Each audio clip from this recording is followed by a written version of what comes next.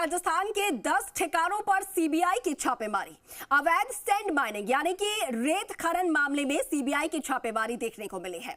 बजरी कारोबारी पर सीबीआई रेड का यह पूरा मामला और मेघराज सिंह रॉयल की ओर से बयान सामने आया। उनकी तरफ से कहा गया, मेघराज ग्रुप की तरफ से, कि सीबीआई रेड से उन्होंने इनकार किया, कहा कि इस तरह की कोई रेड नहीं हुई है। तो वहीं जानकारी यह है कि उदयपुर, टोंक, जयपुर, सीकर, जोधपुर समेत 10 जगहों पर छापेमारी की गई और अभी तक की छापेमारी की कार्रवाई में 20 लाख रुपए से ज्यादा की नकदी, एक देसी पिस्टल बरामद होने की जानकारी है।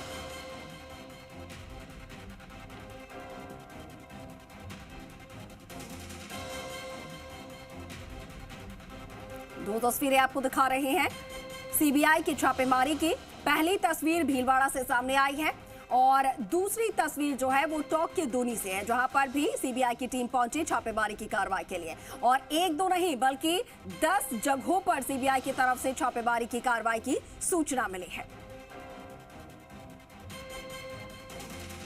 और इस खबर पर ज्यादा जानकारी के साथ हमारे सहयोगी विष्णु शर्मा हमारे साथ लाइव जुड़ रहे हैं। सीधा उनका रुख करते हैं। विष्णु, आज सुबह से ही सीबीआई की छापेमारी की जो सूचना लगातार हम दे रहे थे, हमारे दर्शकों तक पहुंचा रहे थे, पूरे दिन की कार्रवाई में अब तक क्या कुछ निकलकर सामने आया है?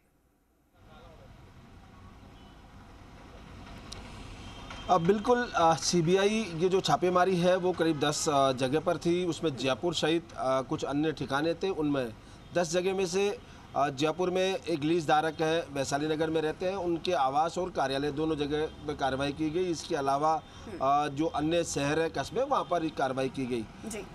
दरअसल इस पूरी कार्रवाई के पीछे जो बैकग्राउंड है वो ये है कि हाई कोर्ट में एक आदेश जारी किया गया था यहाँ पर इस अवैध जो बजरी खनन को लेकर, और उसके बाद सीबीआई ने जांच अपने हाथ में ली थी। और उस जांच के परिणति के रूप में पहले भी एक बार सीबीआई इसी बजरी को लेकर कार्रवाई कर चुकी थी 27 अप्रैल को, और उसके बाद अब यहाँ पर कार्रवाई की गई है। और इस कार्रवाई के तहत जो है वो जो दस्तावेज है अवैध माइनिंग से जुड़े हुए, जो लगातार रॉयल्टी बिल्स है और तमाम दस्तावेज है, उनको यहाँ पर कलेक्ट किया गया है। हालांकि बताया जा रहा है कि कुछ की लीज समाप्त हो चुकी थी, लेकिन चूँकि लगातार लंबे समय से ये चल रहा था और अवैध रूप से पिछले दिनों जो डंपर है वो भी पकड़ा गया था, और उसके बाद ही ये आदेश जारी किए गए थे।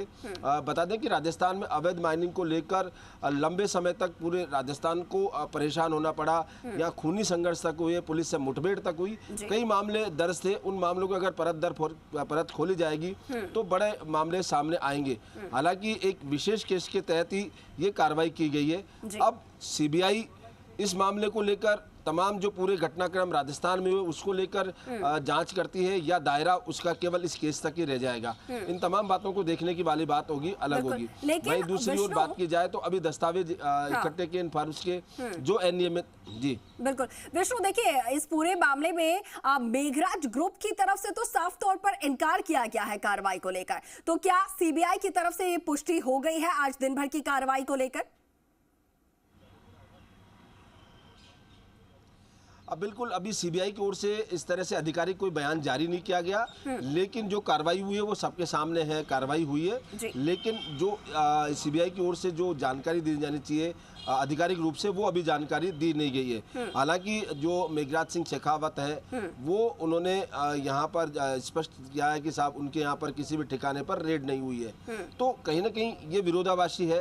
अब पूरी जो बात है वो सामने आएगी जब सीबीआई की ओर से आधिकारिक रूप से बयान जारी होगा कि कितनी जगह रेड की, क्या क्या दस्तावेज मिले, क्या और अन्य जो जानकारियां वो इस अवैध माइनिंग को लेकर मिले। इन तमाम बातों को लेकर खुलासा कुछ देर बाद होगा, शाम तक रात तक ये खुलासा हो पाएगा, क्योंकि तमाम 10 जगह जब ये कार्रवाई हुई है तो उन ठिकानों को लेकर एकजाई होगा। मुख्यालय जब डिटेल पहुंचेगी तो उसके बाद वहां से आधिकारिक रूप से जानकारी दी जाएगी मीडिया को। फिलहाल अभी आधिकारिक रूप से सीबीआई की ओर से कोई जानकारी नहीं दी गई है। जी ठीक है विष्णु, बहुत शुक्रिया आपका तमाम जानकारी साझा करने के लिए, और इंतजार रहेगा जब सीबीआई के अधिकारियों की तरफ से इस पूरे मामले को लेकर